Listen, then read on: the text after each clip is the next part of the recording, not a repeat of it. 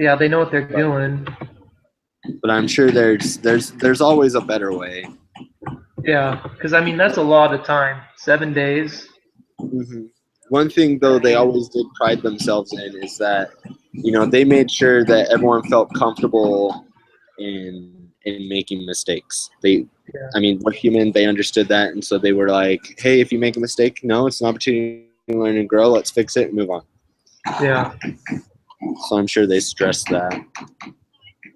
And I think it actually said somewhere that I think it was at the bottom of the case where 7 days probably wasn't even long enough to teach them all that they had to know anyway. And Yeah, so they were used to having new hires that weren't adequately trained at that time, but they still got along just fine.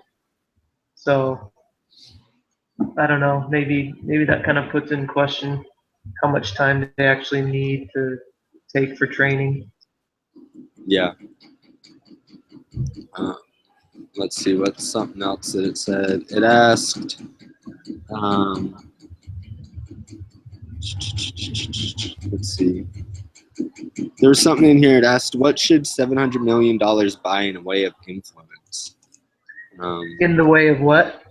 Influence. Oh, influence. So I don't really understand what this is asking, because I mean I found the paragraph where it brings up the $700 million, Uh-huh. and it says that because of this investment, it gave Collins the right to voice his opinions. Oh yeah, from the Millennium Partners. Uh huh.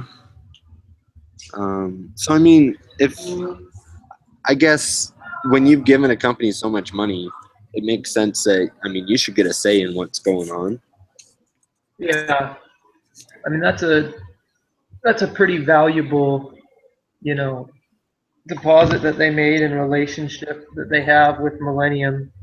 So, because that's one of the things that I was kind of thinking about is, you know, should should he just kind of disregard a lot of Brian's ideas, or should he recognize that he is a company and give us $700 million? So I don't know. I was just trying to think what I would do, and I wasn't sure because I mean I don't want to ruin that relationship with this company, but if he has no idea what he's talking about, I mean, what do you do? Yeah, I don't. I think.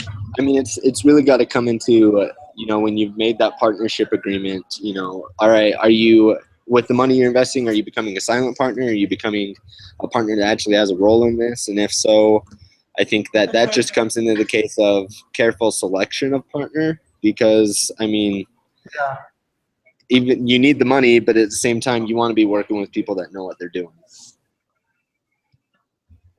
yeah. You don't want to jeopardize your brand name or the culture that you have at your company.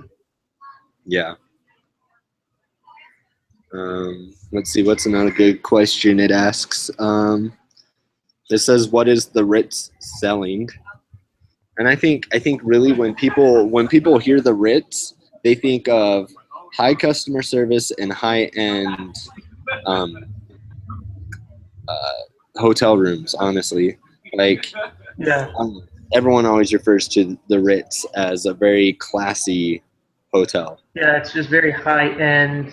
Like if you can go there, you're going to be treated well. So Definitely. So I think they're selling the best service out there, I think. mhm. And they've done, from the sounds of it, from reading this case, they're super successful in it. Like, I just talked about how they've always been able to keep their customers and make them happy. And I think a lot of that comes from, the service they give to their employees. They made their employees so happy. And I think Yeah, that's one thing they definitely did right. They made sure to give their employees not just an hourly job, but they could make it a career.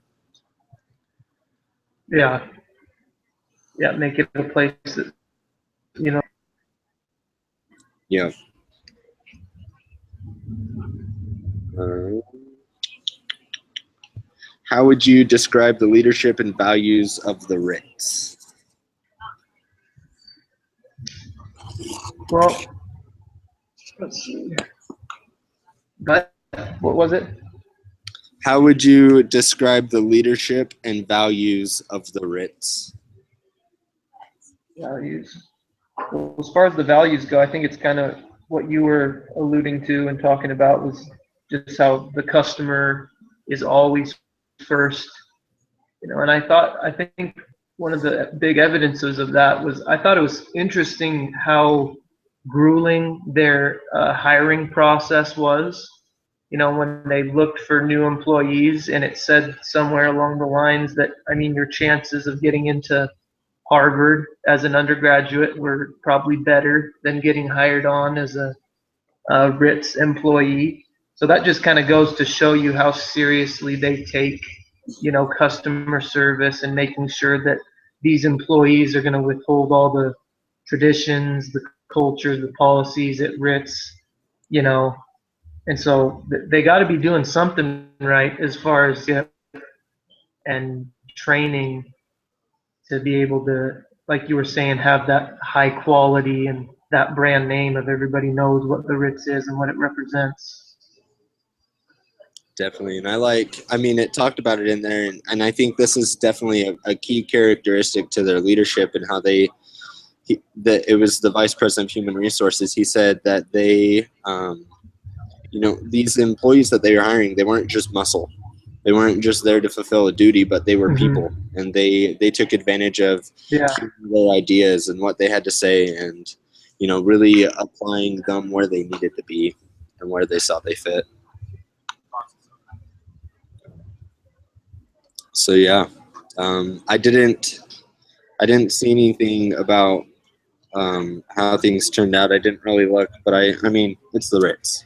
I'm pretty sure they did Yeah. pretty well in Washington D.C. Yeah, I'm sure they're fine how they are. Oh yeah. All right, Still the but Ritz. definitely. But I think it's 3:20. So you said you had to go right now. Oh, okay. Yeah, I'm gonna take off then. All right, sounds good. Thanks. All right, man. I'll see you next week. Yep. See ya.